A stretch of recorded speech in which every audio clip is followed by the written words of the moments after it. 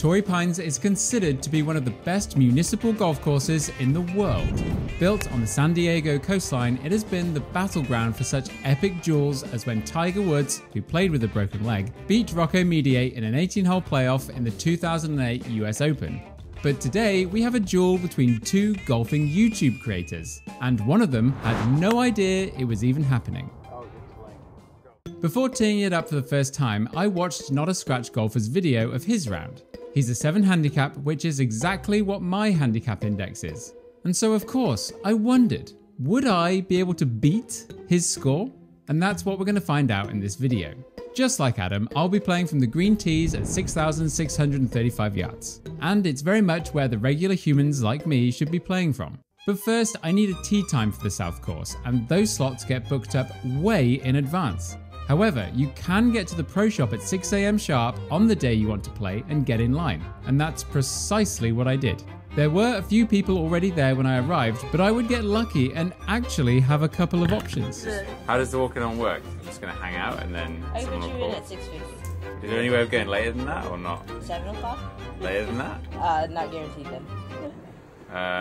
With the many choices available, I took that 7 AM slot and had a wander around the pro shop to pick up a souvenir before heading back to the van for some breakfast. I figured out my wardrobe for the day, pulled the clubs out, made my way down to the driving range to get warmed up a bit, all before arriving at the tee with time still to spare. On the first hole, Adam started with a bogey. With the sun still yet to come up, I hit a very acceptable tee shot 270 yards, but into the rough. According to my ShotScope watch, I had 150 yards to the middle of the green, but turns out that was very wrong, and I put my 8-iron into the back bunker. So that would be the last time that I'd use those numbers today. I couldn't figure out the cold and wet morning conditions around the green and end up with a double. The battle begins with me one behind Adam. He puts the pressure on with a par on the second, but fortunately my driver comes good and my playing partners signal their approval. 285 yards down the fairway, I'm left with a comfy 60-yard shot, which didn't land as soft as I'd hoped. Putting from just off the green, I'm able to get in the hole for par with a respectable 2-putt. Adam continues the solid golf with a par on the signature third hole. And it was at this moment I realized how much I was enjoying playing Torrey at this time of day. The light was perfect and I got really lucky with the weather. After hitting an 8-iron of dreams, I'm in the middle of the green and matching Adam with a par. A bogey for Adam in what looks like zero visibility, so I shouldn't really have any excuses here. Avoiding the left side of this fairway, I adjust too much and go into a fairway bunker on the right, which I would quickly learn is the worst idea on this course. The sand is so soft, I found it impossible to not catch everything fat. After taking 4 shots to get on the green, I drop another shot to Adam with a double bogey. Still not being able to see 100 yards in front of him, Adam would slip up and double the 5th hole.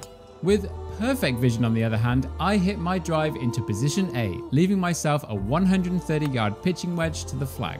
And with what was likely the best approach of the day, hitting it to about 5 feet, I rolled in the putt for birdie to get things level. Presumably still guessing where he was actually hitting the ball, Adam pars the 6th. The only thing I was thinking about on this tee shot was how much I wanted to hit it over this tree on the right and draw it back. How sick would that tracer have been? If only that's what I actually did. Clearly my layup with the hybrid was too boring to film, but I did push the right camera button for my 3rd shot, which went precisely how I pictured it. I come up short on my birdie putt and the scores stay tied. Adam opens up that door of opportunity with a double bogey and I hit the money shot down the right side of the fairway. What isn't the money shot is pushing my 9-iron right underneath this incredible tree, then hitting a branch, which plugs in the bunker below it and then barely making it to the edge of the green. But golf is the most stupid sport in the world, isn't it? So, of course, I would chip in for a bogey and take the lead. The mist still isn't clearing for Adam and he makes a bogey on the 8th, which I figured was precisely what I was destined for after fatting the crap out of my tee shot and ending up in a front bunker. The soft sand does me dirty again and I'm short of the green, which of course means it's time for Golf is Ridiculous Part 2. I'll take another no-putt hole and run to the next tee. Looks like it's starting to clear up for Adam and he bogeys the 9th hole. With an incredibly wide fairway, I defy all odds and put it in another fairway bunker on the right. I get right on board the suffer train, taking a scenic and painful 5 shots to get to the green before eventually making a double. Only 1 shot behind now, Adam would start the back 9 with an effortless par. As I just said, I have shit the bed completely and tug it left into the thick stuff. I get too cute with the approach shot, but really thought I'd made up for it with a nice 8-iron bump and run, which cozied up nicely to the flag. Not cozy enough though, because I 2-putted from there and the scores are level once again. While you enjoy Adam getting a solid par, things start to go a bit wrong for me and I get frustrated with myself. And I think the reason for this was that in my mind, I'm playing this incredible golf course and somehow it's not going to be truly enjoyable unless I play lights out and have my career low score at the same time. This round really made me reflect on this view, and when I played Chambers Bay a few weeks later, I was able to enjoy it a lot more. Have you, the person watching this, ever gone through the same thing at a nice course like Torrey Pines? 2 shots in front now, Adam bogeys the monstrous 444-yard par 4 12th. I'm still without a life raft in the sea of self-loathing as I push my tee shot way off to the right. Even though I pured this 5-iron, my line was way off and I'm in a greenside bunker again. But this time, fortunately, it's a bit firmer and I feel better about my game with a nice escape. Likely should have done better on the first putt, but a bogey is what I walk off with. Now actually able to see the sky, Adam narrowly misses out on a birdie and makes par. And after a swift chat with myself, I've pulled it together and roasted one almost 300 yards down the fairway. Only 215 away from the flag, I pull a hybrid with grandiose visions of eagling this famous par 5. But I pushed it right. With a nice approach on, but not the best putt, I'm actually able to stay in the match with a par. Some things go wrong for our leader here, and that door of opportunity is once again cracked open. I managed to forget that wind actually exists and can blow a golf ball, with my tee shot going way right. So right, in fact, that I was almost on the next tee box. But that duff shot that Adam had may have cost him dearly, as I scramble hard to get in the hole for a bogey.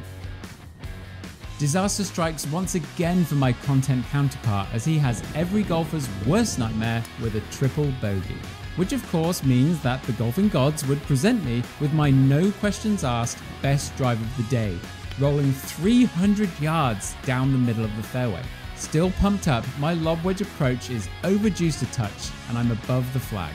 With a not great putting performance today, I'm able to battle those demons and lag it up just enough so that I can roll one in for par. A 3-shot swing and I take a 2-stroke lead with 3 holes left to play. Not his best tee shot, but Adam is able to scramble a bogey on the beautiful 16th hole. But momentum is with me and I flush the shit out of my 5-iron right into the heart of the green. Hold the finish? Check. Mini club twirl? Check. Please pay attention to how nicely this shot is framed up here. Yeah, I made par, whatever, but the camera angle is the real winner here. It's a beautiful shot, you're right. He needs to teach me how to hit that fairway bunker shot, and the par he makes on this hole is massive. I engage the anti-hook swing and revisit approach nightmares. Getting in the hole in the end for bogey was actually a massive relief. In keeping with the historic events of this course, Adam pulls out a birdie on the last hole, just like the GOAT did. That means I need a bogey or better to take the victory. But look where this bloomin' driver's gone, a fairway bunker. With it all on the line here, I hit my 7-iron a whopping 105 yards out of the sand trap. With 135 yards left to the flag, I unequivocally need to get this thing on the dance floor. I take aim and pull the trigger. It's good. Oh, it's very, very good. I go wild, the crowd goes wild. Don't tell him that was really quite thin. I can't convert like Tiger and Adam did, but it's a show-off tap-in par for an 84 and to take the win by 2 shots. For those wondering how I knew how far I was hitting my clubs today, here's a quick slideshow from the ShotScope app. This isn't an ad read or anything, and in truth, the distances I got from the watch here weren't usable at all. But I love looking at the stats after a round, and you can clearly see here where I was winning and where I was losing today. Hopefully one day I'll be able to play Adam for real. Thanks for watching, and I'll see you on the course.